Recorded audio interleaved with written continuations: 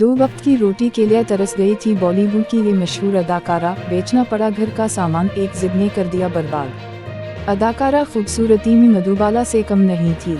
वो चंद फिल्मों के बाद हिंदी सिनेमा की टॉप अदाकारा बन गई थी। आज भी लोग इनकी फिल्में देखते हैं और उनके गाने गुनगुनाते हैं।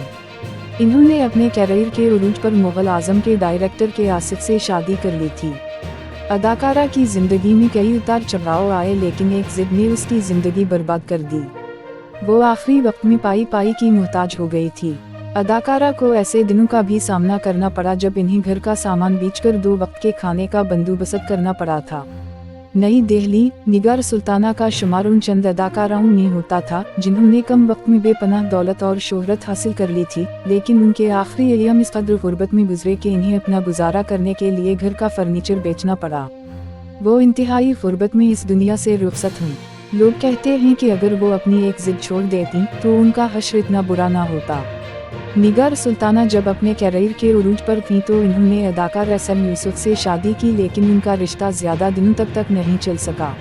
निगार सुल्ताना जब फिल्म मुगल आजम से जुड़ी तो इन्हें हिदायतकार के आसिफ से मोहब्बत हो गई। शूटिंग के दौरान दोनों एक दूसरे के करीब आ गए थे।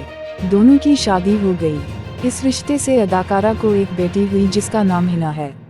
निगार सुल्ताना की जिंदगी में फिर ऐसा तूफान आया कि खुशहाल कुंबा उजड़ गया। अदाकारा के पैरों तले से जमीन निकल गई जब इन्हें पता चला कि उनके शौहर के आसिफ ने किसी और से शादी कर ली है। निगार अपने शौहर की बेवफाई को बर्दाश्त नहीं कर सकें और दोनों का तलाक हो गया, लेकिन ऐसा लगता है कि अदाकारा ने के आसिफ को बर्बाद करने अज़्म कर लिया था और यही वजह है कि तलाक के बाद वो अपने साबिक शौहर को अदालत के चक्कर कटवाती रहीं। निगार के आखिरी अय्याम इंतहाई गुर्बत में गुजरे। मीडिया रिपोर्ट्स के मुताबिक इन्हें दो वक्त के खाने का इंतजाम करने के लिए घर के सामान को बेचना पड़ा। अदाकारा ने साल 2000 में आखिरी सांस ली। इन्होंने कई कामयाब फिल्मों में काम किया। नाव, शिकायत, सुनहरे दिन और मिट्टी के खिलौने उनकी यादगार फिल्में हैं। मुगल आजम में उनके किरदार बहार बेगम को लोग आज भी सराहते हैं। हमारा चैनल लाइक और सब्सक्राइब करें। शुक्रिया।